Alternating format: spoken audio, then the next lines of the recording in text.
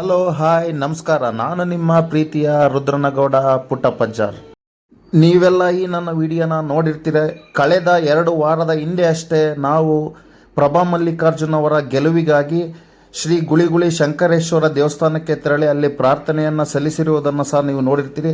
ಅದೇ ರೀತಿಯಾಗಿ ನಮಗೆ ಅವತ್ತು ಒಂದು ರೀತಿಯ ಅಪ್ಪಣೆ ಆಗಿದ್ದನ್ನು ಸಹ ನೀವು ಕಂಡಿದ್ದೀರಿ. ಅದೇ ರೀತಿಯಾಗಿ ಇವತ್ತು ಪ್ರಭಾ ಮಲ್ಲಿಕಾರ್ಜುನ್ ಅವರು ಭರ್ಜರಿಯಾದ ಬಹುಮತದಿಂದ ಗೆದ್ದಿದ್ದಾರೆ. ನೀವೇ ನೋಡಿ. ನಮ್ಮ ಒಂದು ಪ್ರಾರ್ಥನೆ ನಮಗೆ ಜಯಶಾಲಿಯನ್ನು ತಂದುಕೊಟ್ಟಿದೆ ಎನ್ನುವಂಥ ತೃಪ್ತಿ ನಮ್ಮಲ್ಲಿದೆ. ಈ ವಿಡಿಯೋವನ್ನು ಕೊನೆ ತನಕ ನೋಡಿ, ನಿಮಗೆ ಆದಷ್ಟು ಅರ್ಥವಾಗುತ್ತೆ.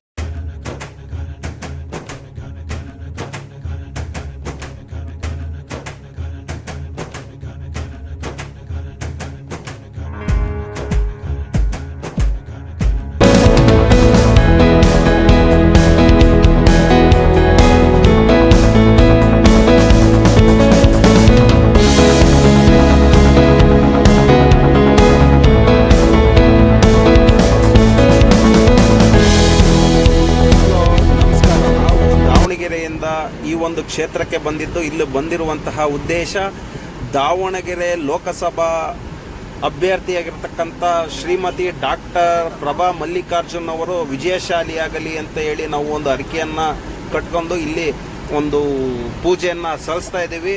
ಭಾರಿ ಬಹುಮತದಿಂದ ಡಾಕ್ಟರ್ ಪ್ರಭಾ ಮಲ್ಲಿಕಾರ್ಜುನ್ ಅವರು ಗೆಲ್ತಾರೆ ಅಂತ ಹೇಳಿ ನಾವು ಮನಸ್ಸಲ್ಲಿ ಅಂದ್ಕೊಂಡು ಇಲ್ಲಿ ಒಂದು ಪೂಜೆಯನ್ನು ನೆರವೇರಿಸಿದ್ವಿ. ಹಾಗೂ ಬಾಪೂಜಿ ವಿದ್ಯಾಸಂಸ್ಥೆಯ ಸಹ ಶಿಕ್ಷಕಿಯಾಗಿರ್ತಕ್ಕಂಥ KG ಪುಷ್ಪರವರು ಸಹ ಪ್ರಭಾ ಮಲ್ಲಿಕಾರ್ಜುನ್ ಅವರ ಗೆಲುವಿಗಾಗಿ ತಮ್ಮ ಅರಿಕೆಯನ್ನು ಅರ್ಪಿಸಿದರು.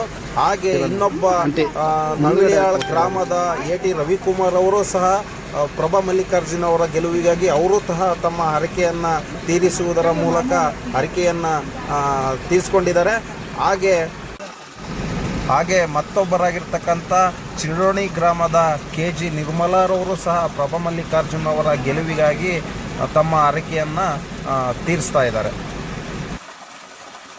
ನಾವೆಲ್ಲರೂ ಈಗ ಹರಕೆಯನ್ನು ಕಟ್ಟಿಕೊಂಡು ಬಿಲ್ವ ಪತ್ರೆಯನ್ನು ಈ ಒಂದು ಮಾಯಕೊಳಕ್ಕೆ ಬಿಡ್ತಾ ಇದ್ದೀವಿ.